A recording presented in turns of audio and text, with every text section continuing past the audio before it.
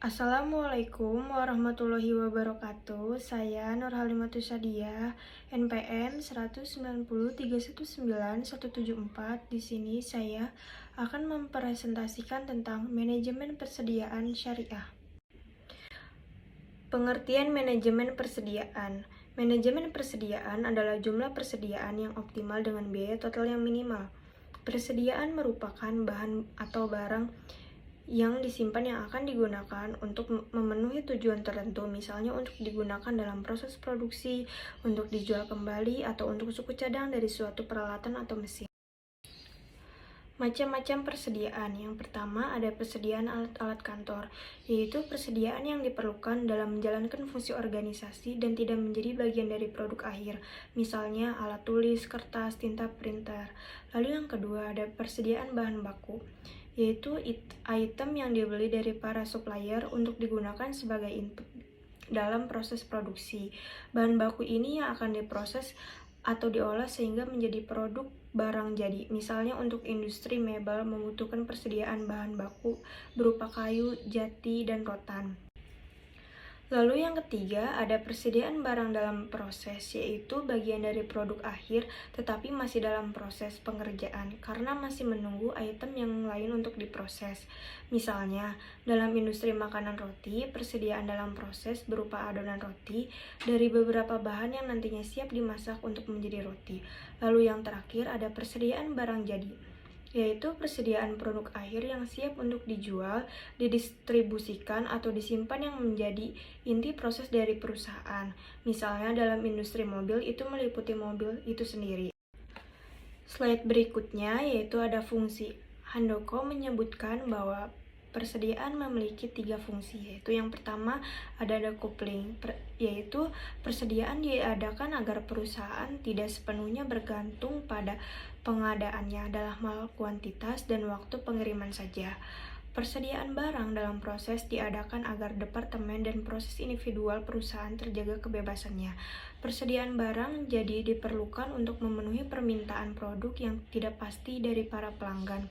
Yang kedua ada fungsi economic load sizing, yaitu melalui penyimpanan persediaan, perusahaan dapat memproduksi dan membeli sumber daya dalam kuantitas yang dapat mengurangi biaya-biaya per unit. Persediaan ini perlu mempertimbangkan penghematan karena perusahaan membeli dalam jumlah yang besar dibandingkan dengan biaya-biaya yang timbul karena besarnya persediaan. Lalu yang ketiga ada fungsi antisipasi. Persediaan memiliki fungsi antisipasi terhadap fluktuasi pelanggan atau konsumen yang tidak dapat diramaikan berdasarkan pengalaman-pengalaman masa lalu atau permintaan musiman, sehingga perusahaan dapat mengadakan persediaan musiman atau seasonal inventories. Slide selanjutnya yaitu ada tujuan manajemen persediaan. Yang pertama, untuk dapat memenuhi kebutuhan atau permintaan konsumen dengan cepat.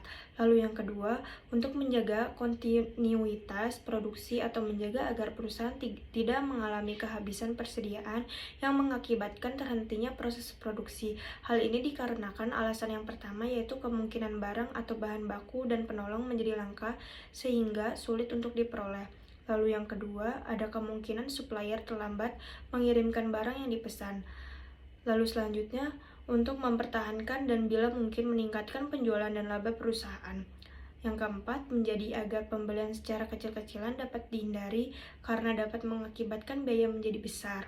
Lalu yang terakhir, menjaga supaya penyimpanan dalam emplacement tidak besar-besaran karena mengakibatkan biaya menjadi besar. Lalu slide berikutnya ada jenis persediaan. Yang pertama ada batch stock atau lot size inventory, yaitu merupakan persediaan yang diadakan karena membeli atau membuat bahan dan barang dalam jumlah yang lebih besar dari jumlah yang dibutuhkan pada saat itu.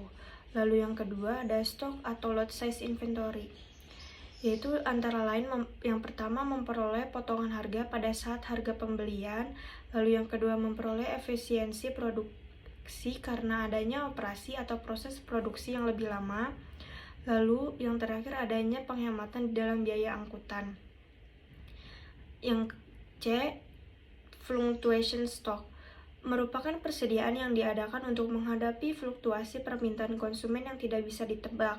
Lalu yang terakhir ada anticipation stock, merupakan persediaan yang diadakan untuk menghadapi fluktuasi permintaan yang dapat diramalkan berdasarkan pola musiman yang dapat dalam 1 tahun untuk menghadapi penggunaan atau permintaan yang meningkat.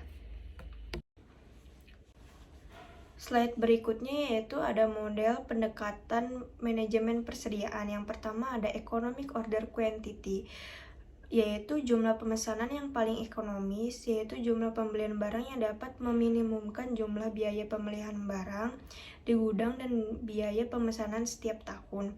Lalu yang kedua ada periodic review. Dalam pendekatan ini dilakukan pemesanan barang dengan interval waktu yang sama. Artinya, pemesanan barang sudah terjadwal secara rutin sehingga biaya yang disiapkan bisa diperkirakan.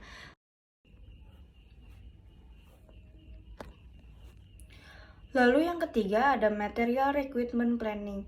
Dalam RMP ini, pembelian barang yang diperlukan perencanaan untuk membuat produk yang terdiri dari beberapa komponen atau dikenal dengan sistem assembling. Tujuannya yaitu untuk menjamin tersedianya material, item, komponen dalam produksi serta produk jadi.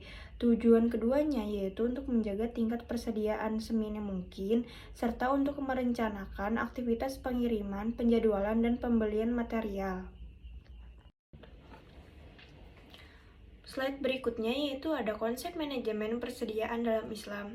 Ada beberapa hal yang perlu diperhatikan dalam Islam, yakni yang pertama, menyimpan kelebihan setelah kebutuhan primer terpenuhi.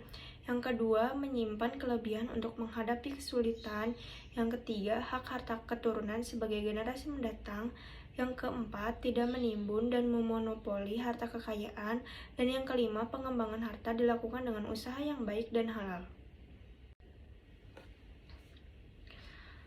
Lalu, slide berikutnya ada persediaan dalam perbankan syariah.